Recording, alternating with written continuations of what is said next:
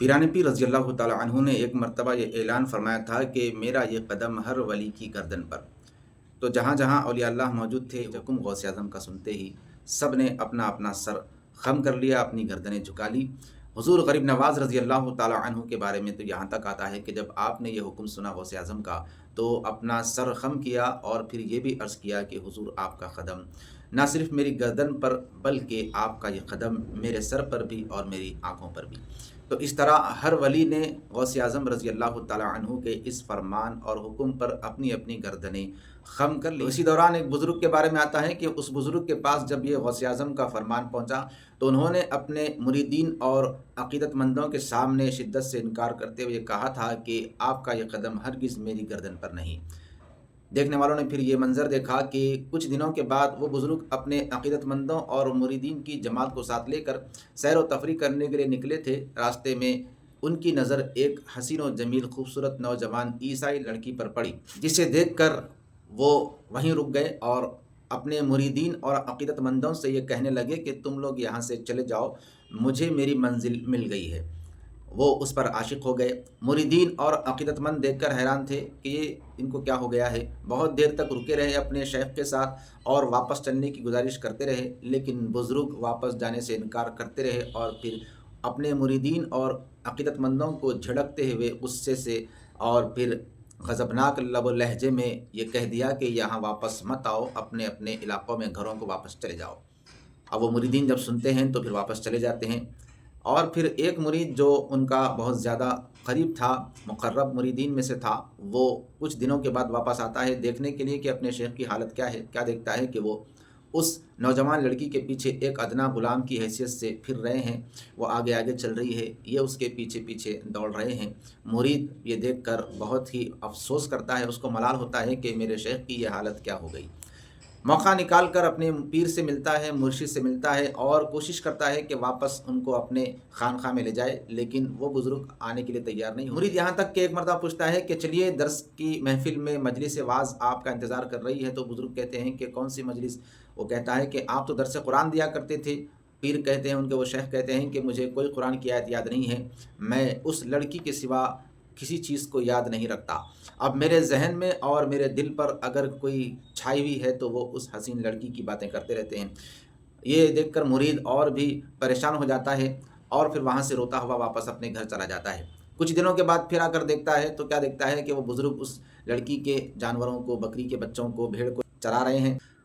کچھ دنوں کے بعد آ کر اپنے شیخ کی حالت کو دیکھتا ہے کہ چلو دیکھیں کس حال میں ہیں، تو کیا دیکھتا ہے کہ وہ لڑکی تو وہاں پر نہیں ہے، لیکن اس کے جانور اس چراتے بیٹھے ہوئے ہیں۔ حضرت سے پھر معذرت کرتا ہے، چلنے کے لیے کوششیں کرتا ہے، معروضے رکھتا ہے، لیکن وہ تیار نہیں ہوتے۔ پھر جھڑک دیتے ہیں، واپس چلا جاتا ہے۔ اسی طرح چلتے رہتا ہے، لیکن ایک مرتبہ جب دیکھتا ہے کہ یہ بزرگ سوئے ہوئے ہیں جھاڑ کے نیچے، اور وہ جو حسین عیسائی لڑکی تھی اس کے جانور، اس کے بکری کے بچے، اس کے بھیڑ وغیرہ اس بزرگ کے شیخ کے سینے پر چڑھ رہے ہیں اور گردنوں پر کھیل کود کر رہے ہیں، جب دیکھتا ہے کہ ان جانوروں کے قدم اس بزرگ کے، اس کے شیخ کی گردن پر ہیں، پیران پیر رضی اللہ تعالیٰ عنہ کا وہ فرمان یاد آ جاتا ہے اور پھر اس بزرگ کا انکار کرنا بھی یاد آ جاتا ہے، اور روتے ہوئے پیران پیر رضی اللہ تعالیٰ عنہ کی بارگاہ میں حاضر ہوتا ہے۔ پیران پیر رضی اللہ تعالیٰ عنہ کے قدموں کو پکڑ کر رونے لگتا ہے اور عرض کرنے لگتا ہے کہ میرے شیخ کو آپ معاف کر دیجئے، انہوں نے آپ کی تکذیب کی، آپ کے مقام کو جھٹلایا تھا۔ پیران پیر رضی اللہ تعالیٰ عنہ فرماتے ہیں کہ کون سے شیخ کی بات کر رہے ہو اور کون سی معافی کی بات کر رہے ہو، مجھے کچھ یاد نہیں ہے۔ دیکھیے اولیاء اللہ کی شان یہ ہوتی ہے، اولیاء اللہ کا مقام یہ ہوتا ہے کہ اگر کوئی اولیاء اللہ کی توہین کرتا ہے، اولیاء اللہ کے مقام کو سمجھنے سے قاصر رہنا الگ بات ہے، لیکن اگر ان کی تعظیم نہیں کرتا، ان کی توہین کرتا ہے، ان کی بے ادبی کرتا ہے، تو پھر اللہ رب العزت کا یہ اعلان جنگ اس کے ساتھ ہے۔ اولیاء اللہ تو اس سے کچھ نہیں کہتے، لیکن وہ اللہ کے دوست ہوتے ہیں تو اللہ تعالیٰ ان سے انتقام ضرور لیتا ہے۔ اسی طرح اگر آج کو یہ سمجھ رہا ہے اولیاء اللہ کا گستاخ ہو کر، جیسا کہ انجینئر مرزا ہے، یہ اولیاء اللہ کی بے ادبی اور گستاخیاں کرتے رہتا ہے، تو یہ سمجھ رہا ہے کہ بڑے ہدایت پر ہے۔ ایسا نہیں ہے، بلکہ قرآن کریم کہتا ہے سورہ کہف میں وَمَن يُضْلِلْ فَلَن تَجِدَ لَهُ وَلِيًّا مُرْشِدًا، جب اللہ تعالیٰ کسی کو گمراہ کرنا چاہتا ہے تو اپنے ولیوں سے دور کر دیتا ہے،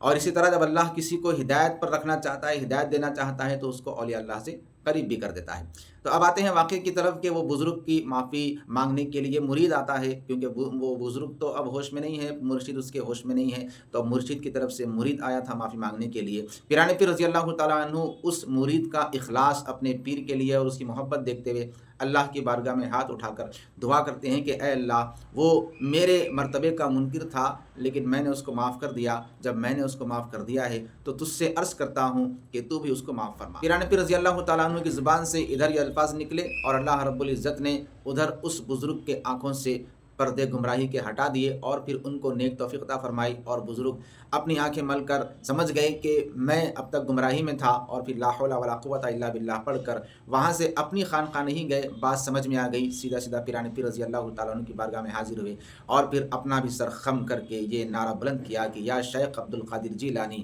آپ کے یہ قدم میری گردن پر بھی،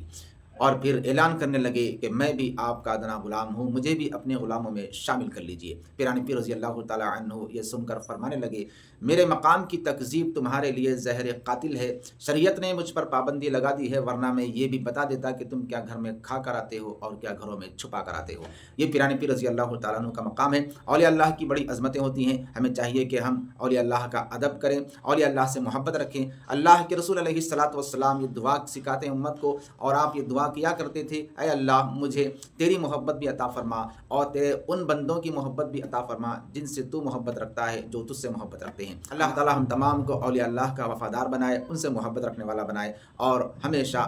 ہم کو، ہماری نسلوں کو اپنے حفظ و امان میں رکھے۔ والسلام علیکم ورحمۃ اللہ وبرکاتہ۔